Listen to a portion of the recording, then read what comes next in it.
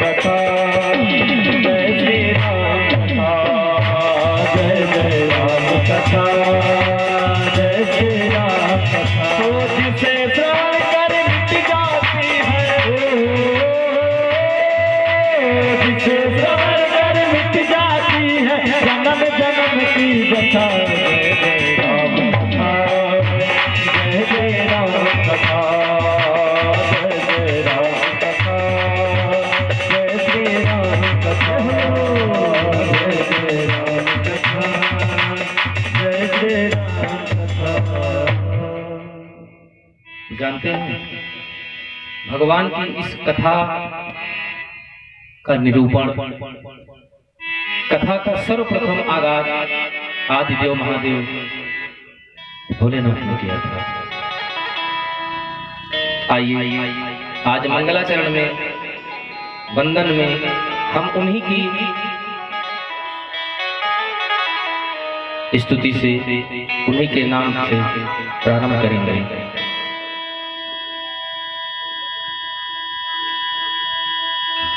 कर्पूर गौरम करुणावतारम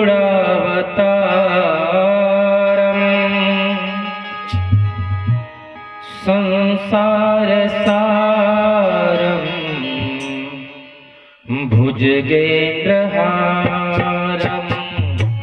कर्पूर गौरम करुणावतारम संसार सारम भुजगेन्द्रहारम सदा वसन्तं हृदयारविन्दे, सदा वसन्तं हृदयारविन्दे। भवं भवामि सहितं नमामि, भवं भवामि सहितं नमामि। ओ श्री राम जय राम, जय जय राम, श्री राम जय राम, जय जय राम, श्री राम जय राम, जय जय राम, श्री राम जय राम, जय जय राम, श्री राम जय राम, जय जय राम, श्री राम जय राम, जय जय राम, श्री राम जय राम, जय जय राम, श्री राम जय राम, जय जय राम, श्री राम जय राम, जय राम।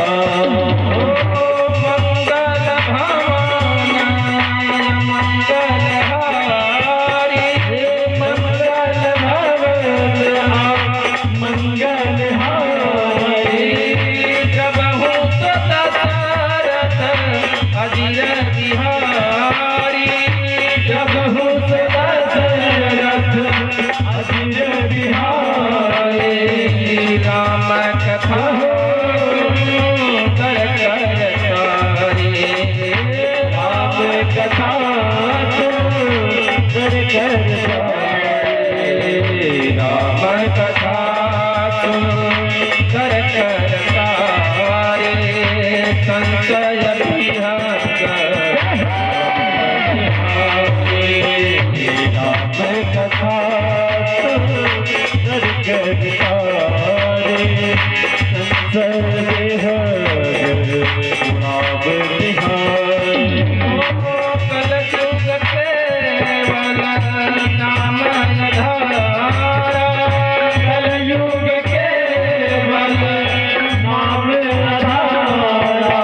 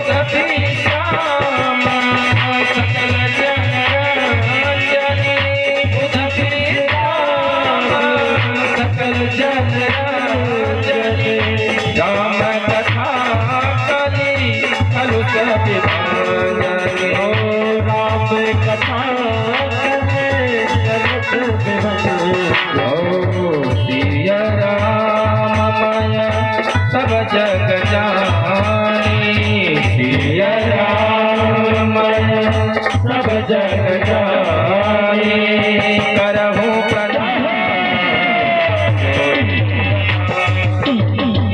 हे राम मन सब जग जाने करहु प्रणाम जुग पाने करहु प्रणाम जुग पाने जोर जुग पाने जोर जुग पाने।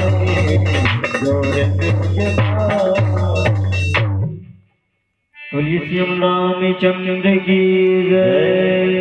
जय हो। जय जय श्री राघवेंद्र सरकार की जय।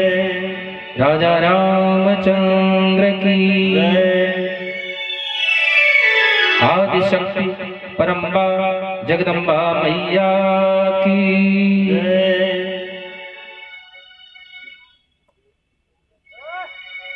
देखिए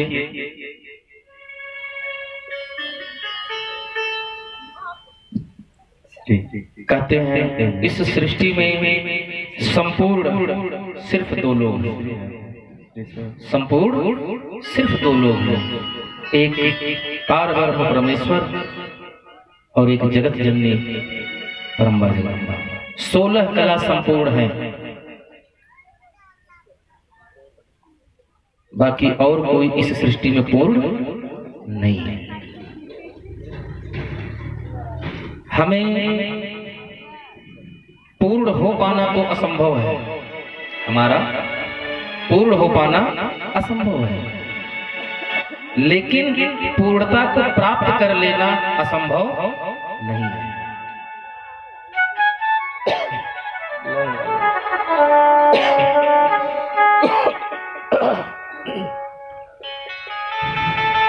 पूर्ण हो पाना कठिन नहीं असंभव है, लेकिन पूर्णता को प्राप्त कर लेना यह असंभव नहीं है, लेकिन कठिन जरूर है। जानते हैं क्यों? हमारे आपके शरीर में 10 दरवाजे, एक सुंदर से भक्त की सुंदर सी रचना है, रंग महल के 10 दरवाजे।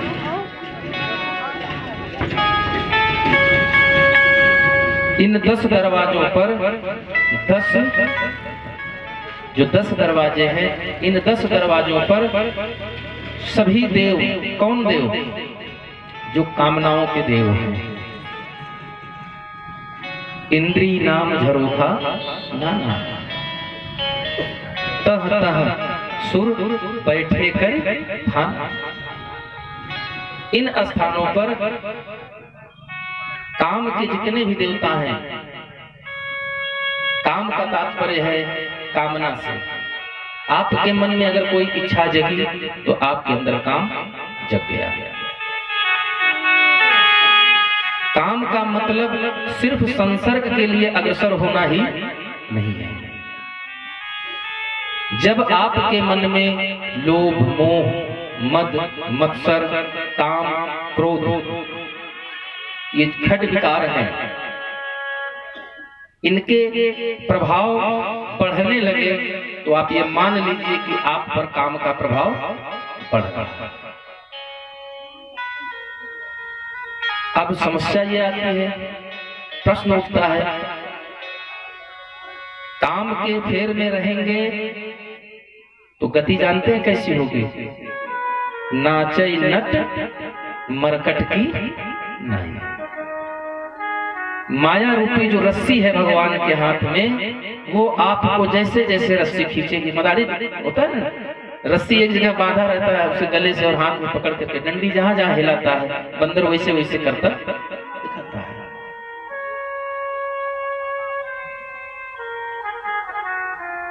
हम आप ना कुछ कर सकते हैं, ना कुछ बन सकते हैं। हमको बनाने का काम हमारा विवेक करता है। स्वामी विवेकानंद जी कहा करते हैं, उनके लेख में मिलता है, हमारा विवेक जैसा होता है संसार हमको वैसा ही दिखता है। और जैसा हमारा विवेक होगा, चरित्र भी हमारा वैसा ही बन जाएगा। अंतमति सुगति। इसलिए भक्तों, सत्संग करना जीवन में बहुत आवश्यक है। जहां भी वक्त मिले, असंख्य गुरु आप अपने जीवन में कर सकते हैं। प्रमाण है शास्त्रों में, दत्तात्रेय ने 24 गुरु बनाए थे। आप सभी लोग विद्वान हैं। कई बार बात आती है कि गुरुजी हमने तो गुरु मंत्र ले लिया है, हमारे गुरुजी हैं। भैया, वो जो गुरु है जिसने आपको मंत्र दिया है, जिसने नाम दिया है, वो गुरु आपको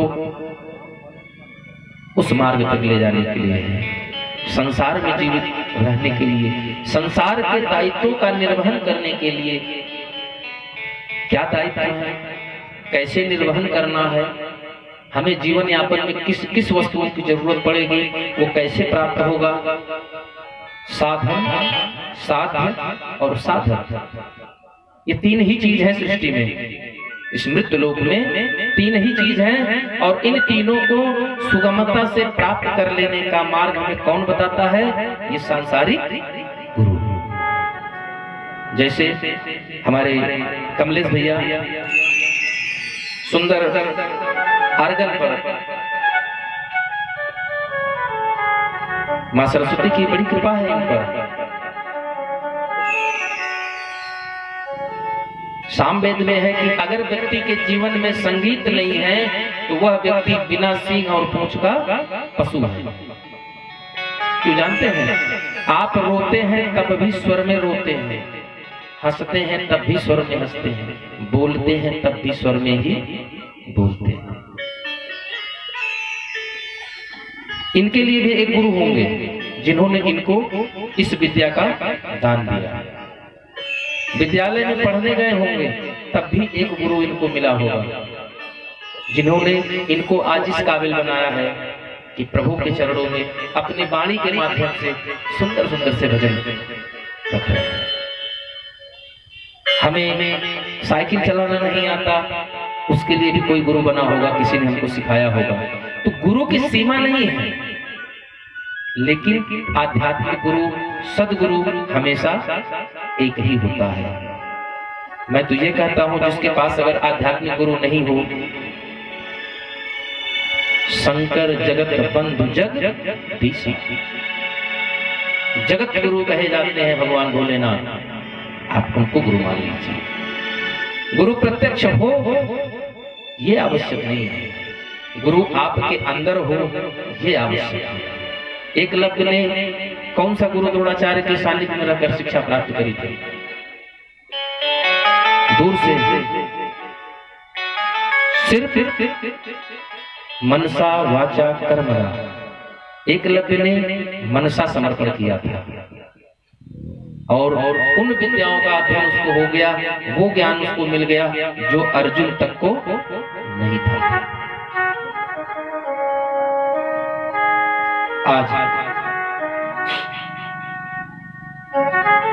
हमें और आपको अगर व्यवहारिक जीवन में कोई बुजुर्ग, अच्छा देखिए बड़ी विडंबना है, बहुत विडंबना है।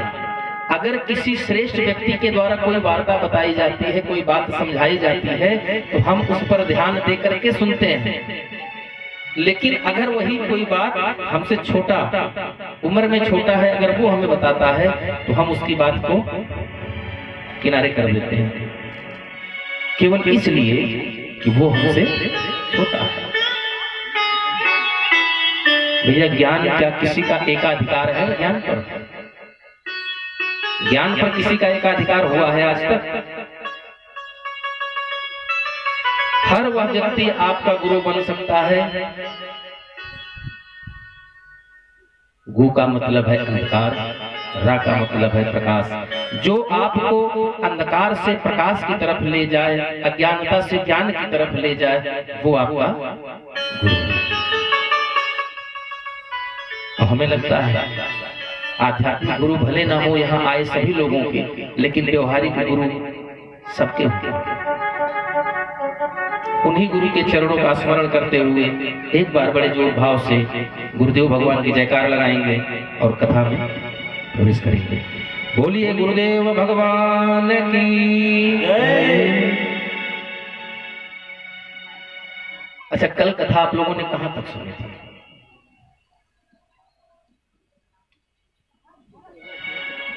बताइए माता, कल आप लोगों ने कथा कहां तक सुना था?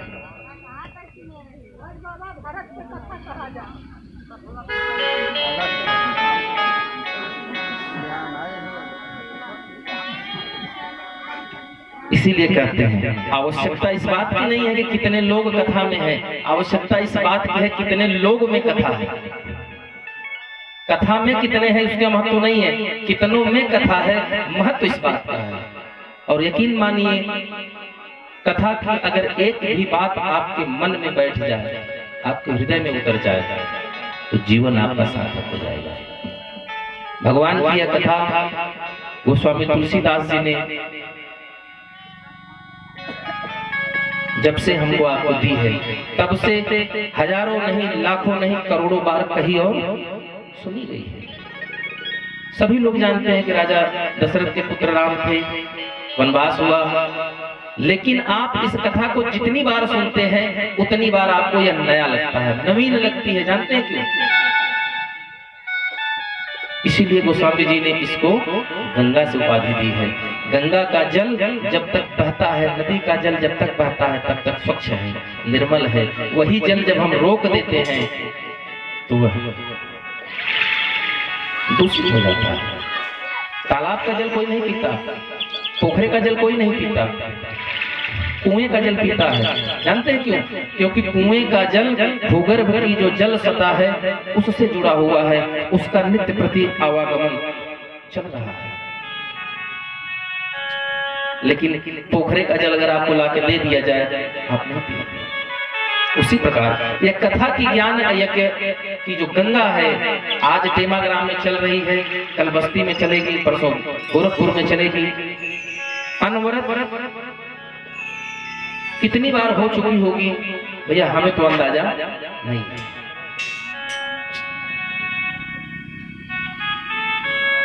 क्योंकि अगर ये चल नहीं रही होती या गंगा बह नहीं रही होती तो यह पुरानी हो गई होती, लोगों का भाव प्रेम कम हो गया होता।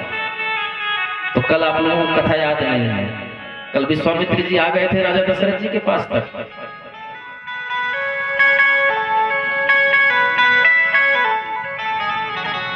थोड़ा सा हम इसके पीछे चलते हैं। देखिए, एक बार की बात है, प्रभु की बाल लीला का एक सुंदर छोटा सा चित्रण हम करके फिर कथा में आगे बढ़ेंगे।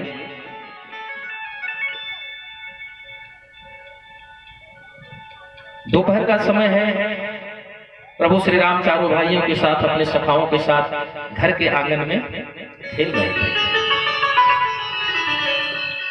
अंदर से सेवक आकर के बताते हैं कि प्रभु भोजन की तैयारी हो चुकी है महाराज, आप और चारों कुमारों को लेकर के आइए और भोजन प्रसादी खा लीजिए। राजा दशरथ आवाज देते हैं, हे रघुवर आओ, चल करके भोजन ग्रहण करें। क्रमशः चारों भाइयों का नाम लेकर बुलाते हैं, लेकिन प्रभु नहीं आते हैं।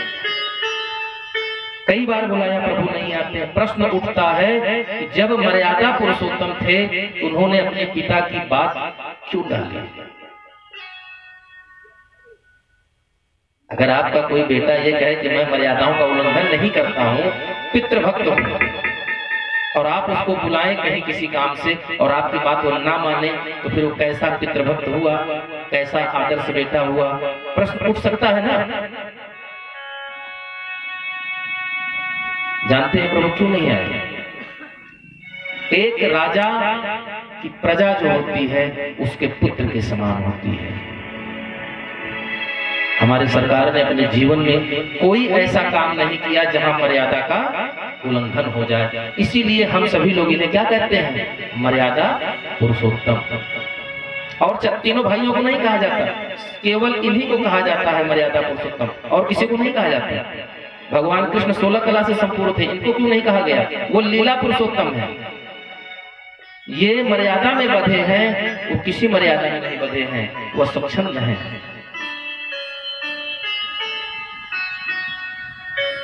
संत मत ये है कि जब राजा ने अपने पुत्रों को आवाज दी थी, केवल अपने पुत्रों को बुलाया था, इसलिए भगवान नहीं आए। क्यों? क्योंकि वहां राजा दशरथ जी ने भेद कर दिया था। और भगवान क्या है? समदर्शी है, एक बराबर देखने वाले हैं, कोई छोटा कोई बड़ा नहीं। मंदिर में छाप जाते हैं, अमीर जाता है तो क्या मूर्ति बड़ी हो जाती है? अगर इतनी बड़ी है तो वो इतनी ही बड़ी होगी। अमीर जाएगा तब भी, गरीब जाएगा तब भी, क्योंकि उनके दरबार में भेद नहीं है। राजा दशरथ ने यहां फर्क कर दिया था, इसलिए परमात्मा नहीं आते हैं। मैया ने समझा हो सकता है पिता की बात पर न आ रहे हैं, अब हम बुला लेते हैं। आवाज देती है, राघव भोजन का वक्त हो गया है, खेलना बंद करके भोजन प्रसादी पा लीजिए, उसके बाद पुनः खेलिए। भगवान मना कर देते हैं कि हम नहीं आएंगे। कई बार बुलाया, मैया पीछे पीछे दौड़ती हैं, माताएं भी दौड़ती हैं। जब बच्चों को खाने का वक्त होता है, बुलाया जाता है, तो बच्चे खेल में होते हैं, तो माताएं पीछे पीछे भागती हैं, पकड़ के खिला लिया जाए, क्योंकि खेलने में मस्त हैं। अब ये भोजन के लिए नहीं आएंगे, लेकिन इनके खाने का वक्त हो गया है। मैया कौशल्या भी पीछे पीछे भागती है आंगन में। बहुत सुंदर सा दृश्य है, प्रभु आगे आगे भाग रहे हैं और मैया पीछे पीछे घूम रही है। मानो यह संदेश दे रहे हैं कि जब तक आप संसार के चक्कर में होंगे, परमात्मा आपकी पहुंच से दूर रहेगा। मैया थक गई, अधीर हो गई, कहती है राघव मैं तुझे पकड़ नहीं पाऊंगी, मैं तो थक गई रे, अब आ जा। अब जैसे मैया ने यह बात कही, राघव रुके और पलट कर आ गए। क्या करके सुंदर सा भोजन प्रसादी ग्रहण करते हैं। आचरण संस्कार, ये दो शब्द हमारे जीवन में बहुत मायने रखते हैं। आचरण का निर्माण कौन करता है? हमारे संस्कार। और बच्चों में संस्कार का निर्माण कौन करता है? माताएं। पिता का उतना दायित्व नहीं है, पिता का उतना हस्तक्षेप नहीं है, माताओं का है। इसीलिए विद्वान कहते हैं कि पुत्र हो या पुत्री हो, संतान पर पिता की अपेक्षाकृत माता का अधिकार 9 गुना अधिक होता है। पिता के कर्जे से पुत्र उऋण हो सकता है, पुत्री उऋण हो सकती है। जानते हैं कब? जिस दिन पुत्र पिता की गोद में पौत्र डाल देता है और पुत्री नवासा डाल देती है। लेकिन माता के कर्जे से कोई आज तक उऋण नहीं होता है, स्वयं परमात्मा नहीं होता है।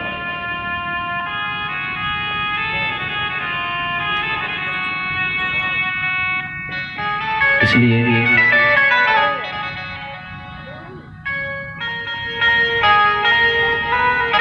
एक छोटा सा दृष्टांत है। एक बार एक महात्मा जी एक गांव में कथा कह रहे थे। उस गांव में 2 भाई थे, दोनों भाई बड़े भक्त प्रवृत्ति के थे, नियमित कथा सुनने जाते थे। एक दिन जैसे अभी हमने ये बात कही कि कोई माता से उऋण नहीं हो पाया, छोटे वाले ने यह बात सुनी और उसको यह बात थोड़ी अटपटी लगी। माता पिता के संयोग से पुत्र का प्रादुर्भाव होता है, तो जब हम पिता के कर्जे से मुक्त हो सकते हैं तो माँ के कर्जे से क्यों नहीं हो सकते हैं? छोटे पुत्र के दिमाग में यह बात बैठी हुई थी।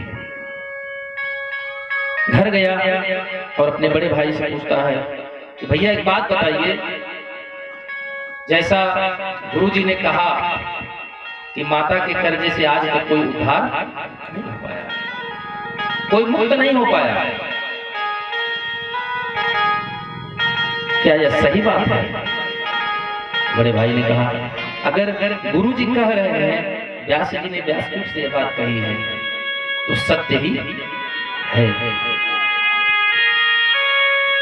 क्योंकि ब्रह्म वाक्यम जनार्दन।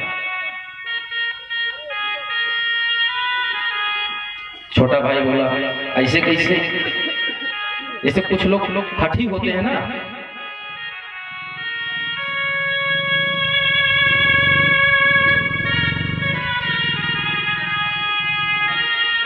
छोटे भाई ने कहा, जो आज तक कोई नहीं कर पाया वो मैं करके दिखाऊंगा। मैं मां के कर्ज से उऋण हो करके दिखाऊंगा। और ये बात मैं नहीं कहूंगा, अपने बड़े भाई से कह रहा, यह बात स्वयं मेरी मां कहेगी कि जाओ बेटा तुम मेरे कर्ज से मुक्त हो, मैंने अपने दूध के कर्ज से आज तुमको मुक्त कर दिया, इतनी सेवा करूंगा, जीवन समर्पण कर दूंगा। बड़े भाई ने समझाया, व्यर्थ का प्रयास मत करो। नहीं मानता, गया घर में यही बात अपनी माँ से बोला, तो उसकी माँ ने हंस करके कहा, जाओ बेटा हमने तुमको ऐसे तो अपने कर्जे से मुक्त कर दिया। बोला नहीं नहीं ऐसे नहीं, मेरे काम से प्रसन्न होकर के, मेरी सेवा से प्रसन्न होकर के जब तुम्हारी अंतरात्मा ये कहे,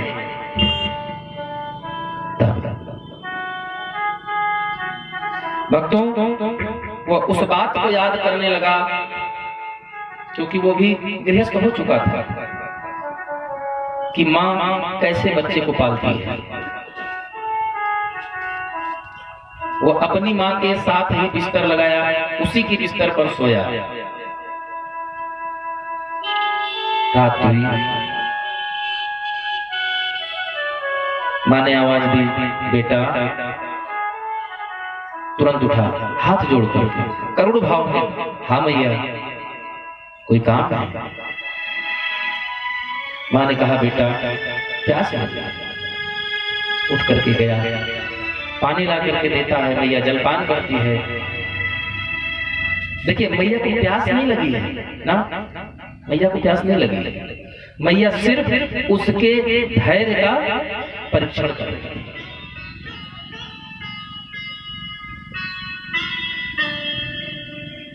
हाथ जोड़ करके, मैया और कोई कार्य? नहीं बेटा सो जाओ। पुनः सो जाओ। मैया को नींद नहीं आ रही, बेटा दिन भर की थकान है, सो जाता है। थोड़ी देर बाद मैया ने थोड़ा सा तेज झटका दिया, बेटा उठा। हाथ जोड़ करके बोला, लेकिन जो वाणी में करुण भाव था वो बदल गया। हाँ मैया, वाणी में तीव्रता आ गई। कोई कार्य? हाँ बेटा, जरा प्रकाश की व्यवस्था करो, हमें बाहर जाना है। मैया बाहर गई, लौट करके 2 ही मिनट के बाद आ गई, क्योंकि कोई कार्य तो था नहीं।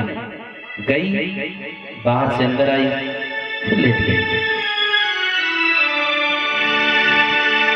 थोड़ी देर और बीता, मैया ने थोड़ा हाथ की कोहनी तेज लगाई, बेटा भाव फिर बदल गया। पहले तो हाथ छूट गया जोड़ना, करुणा चली गई, अब कहने का भाव भी बदल गया। क्या है?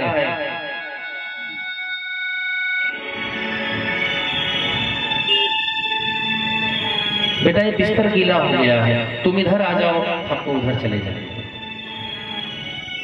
चलो इस बार भी वो मान गया, सो गया। और सोने के पहले बोला, अब कोई काम तो नहीं है? नहीं नहीं बेटा कोई काम नहीं, सो जाओ। सुला देती। माँ के नेत्रों में आंसू भरे हैं कि आज यही पुत्र है, एक दिन अभी आधी रात भी नहीं बीती है। 3 बार के काम में 3 भाव हो गए। थोड़ी देर और बीती, जैसे ही उसको निद्रा लगी, मैया ने कोहनी थोड़ा तेज मारी, बेटा अब की जब उठा तो उठते ही जानते हैं पूरा भाव बदल गया। अब पूरा भाव ही बदल गया। क्या है, पगला गई हो क्या? ना तो खुद सो रही हो ना हमें सोने दे रही हो। भैया रोते हुए बोली, जाओ बेटा तुम हमारे कर्जे से।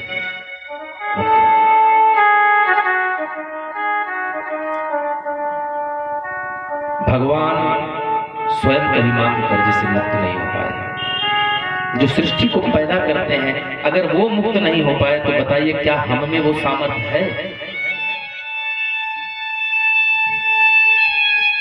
नहीं है, वो भाव ही नहीं आ सकता। कहता है मैया कैसे मुक्त हो गया? मैया ने कहा बेटा 9 महीने जब तू मेरी कोख में था तो कितनी बार तुमने हमको लात मारी होगी, कितनी बार कुआनी मारी होगी, फिर भी मैंने तुम्हारी रक्षा की, कहीं मेरे बेटे को चोट ना लगे, तकलीफ ना हो। और तुम एक रात, अभी मध्य रात भी नहीं बीती है, तुम्हारा धैर्य टूट गया और अपेक्षा ये करते हो कि मां के कर्जे से हम।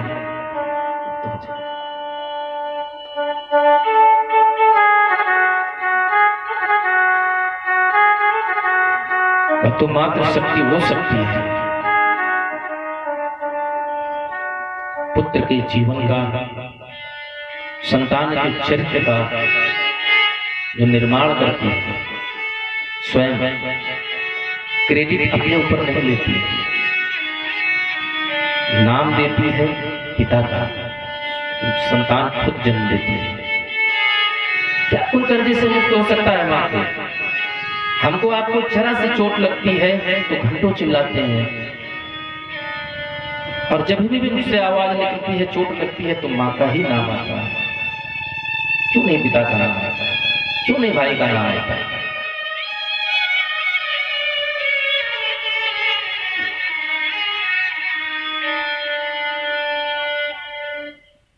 भजन है, हम गा तो नहीं पाते हैं इस भजन को, क्योंकि भजन का भाव ही कुछ ऐसा है कि नहीं हो पाता है। तो फिर भी उसकी एक पंक्ति हम गुनगुना देंगे। आप समझदार हैं, थोड़े में ही समझ जाएंगे मां को भगवान का स्वरूप क्यों कहा गया।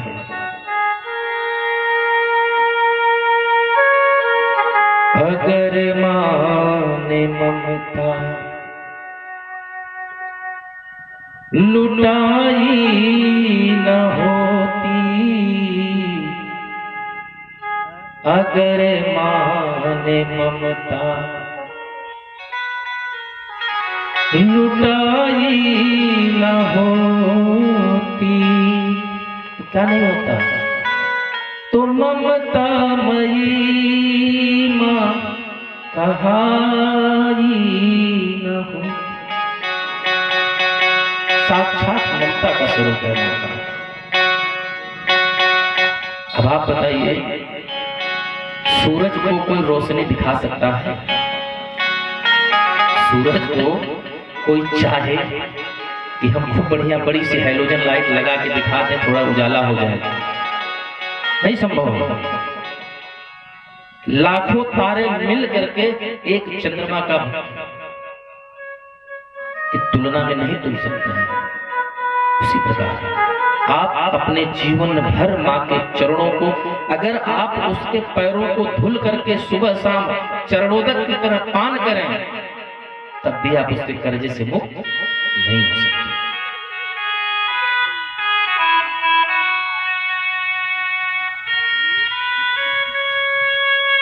इसलिए आप सभी भक्तों से, देखिए आज यह बात हमने इसलिए छेड़ी थी क्योंकि आज मन थोड़ा हमारा बहुत व्यथित था। अभी यहाँ आने के पहले बहुत व्यथित थे, बहुत दुखी था मन हमारा।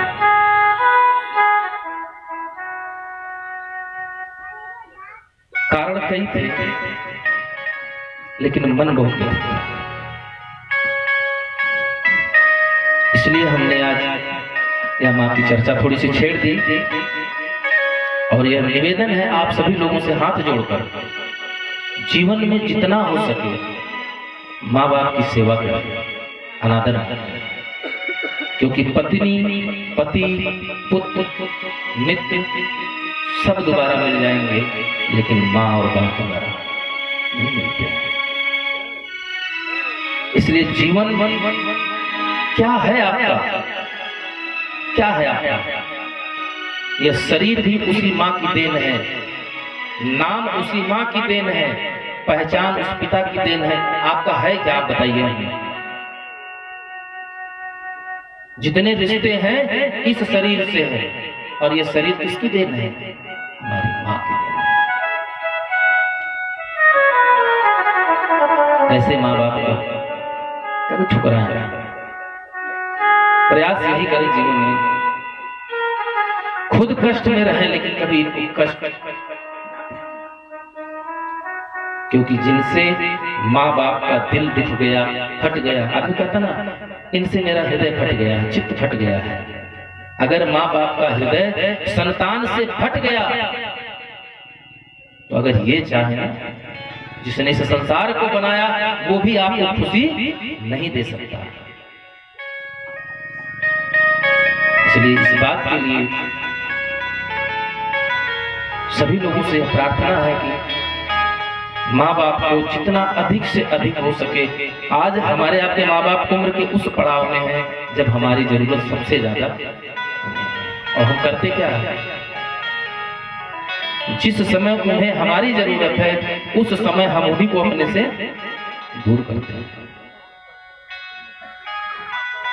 माँ हमें प्रेम से बुलाती है, हम नहीं जाते हैं।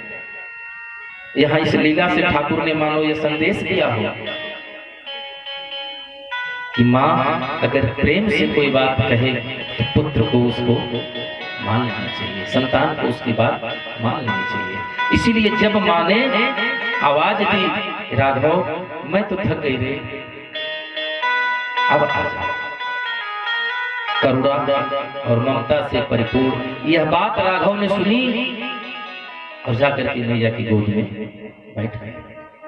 सुंदर भोजन प्रसादी लिया। राघव के चरित्र के बारे में, उनके संस्कार के बारे में बाबा ने लिखा है, प्रातः काल उठी के रघुनाथा,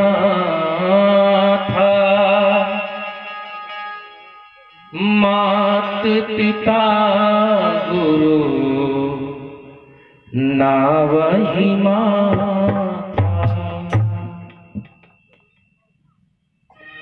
आज हम क्या करते हैं? 9 बजे सो के उठना। अगर जीवन का सबसे सुंदर अगर कोई आयु है वो है बचपन का। कोई चिंता नहीं होती, कोई डर नहीं होता। जानते हैं क्यों? क्योंकि उस समय हम माँ के आंचल की छाया में होते हैं। कहीं से कोई अगर कोई बच्चा भी अगर मारने के लिए दौड़ाता है तो बालक कहाँ भाग कर जाता है? माँ की गोद में छिप जाता है, क्योंकि उसको मालूम है इससे सुरक्षित कोई दूसरी जगह हो ही नहीं सकती। एक साधक कहते हैं, एक तरफ संसार की जितनी भी मीठे खाद्य पदार्थ हैं उनको रख दीजिए। एक तरफ संसार की जितने भी खाद्य पदार्थ हैं मीठे, उनको एक तरफ रख दीजिए, एक तराजू के पल्ले में, और दूसरी तरफ मैया का थोड़ा सा दूध रख दीजिए। तो पलड़ा हमेशा माँ के दूध का भाव है।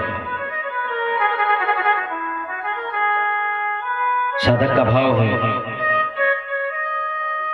माई के दूधवा जैसन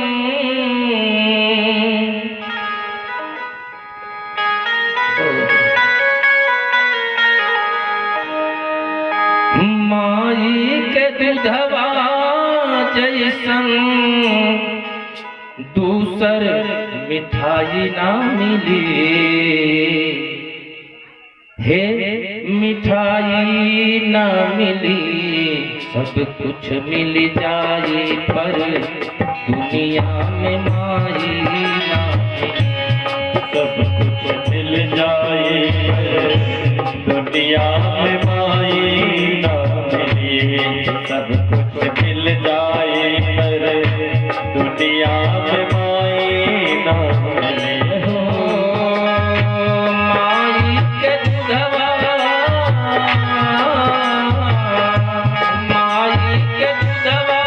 जैसा दूसर मिठाई ना मिले। सब कुछ मिल जाए पर दुनिया में माई ना मिले। सब कुछ मिल जाए पर दुनिया में माई ना मिले।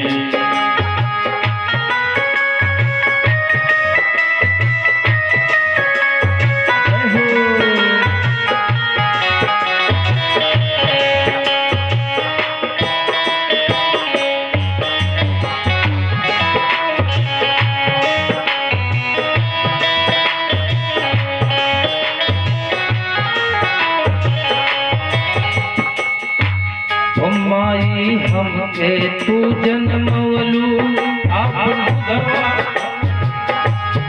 माई हमके तू जन्मवलू माई हमके तू जन्मवलू आपन दूधवा हमें पियवलो। माई हमके तू जन्मवलू आपन दूधवा हमें पियवलो। तोहरे दूधवा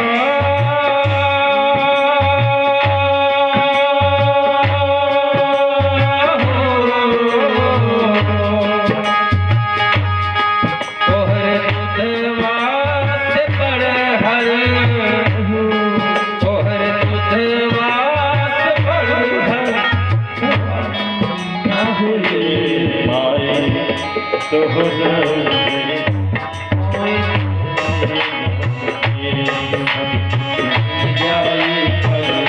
दुनिया में माई ना मिले।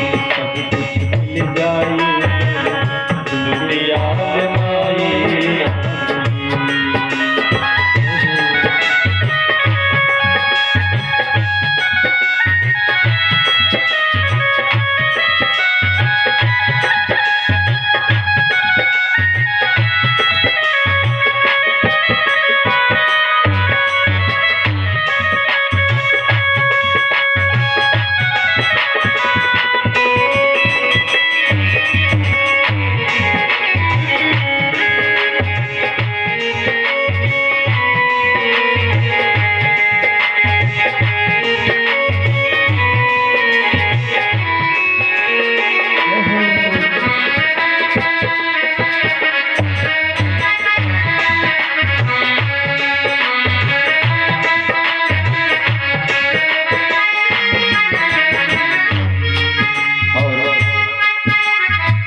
बच्चा बीमार हो जाता है, माताएं जिस देवी को जिस देवता को मानती हैं,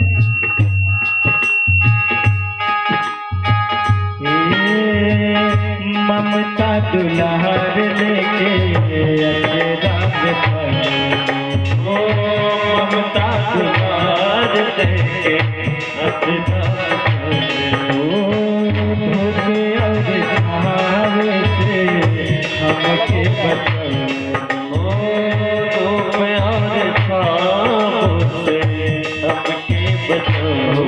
माई के सेवा से बढ़ के दुनिया में, माई के सेवा से बढ़ के दुनिया में कौन मिठाई नहीं के।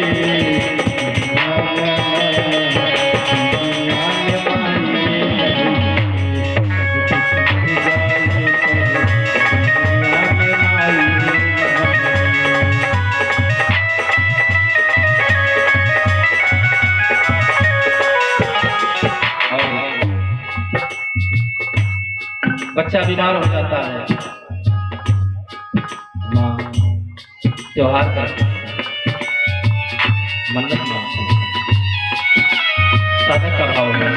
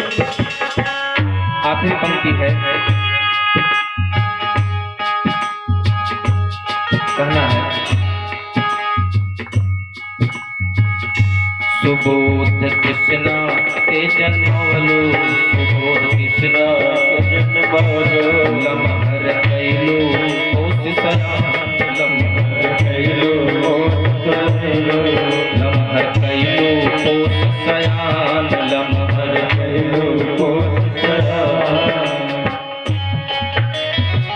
माँ अपने बच्चे को जन्म देती है, पालती है, पोसती है, बड़ा कर देती है, बाद में वही बच्चा माँ को आंख दिखाता है। साधक का भाव है सुबोध कृष्णा के जन्मोलो, लमहर कैलो पोस सयान।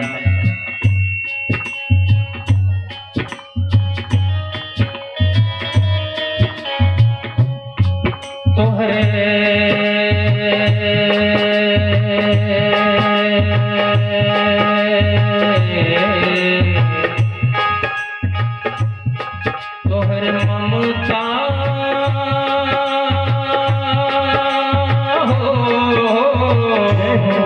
तोहर ममता से पढ़ के, तोहर ममता से पढ़ के, तोहर ममता से पढ़ के सेवकाई ना मिले, सेवकाई ना मिले, मिल जाए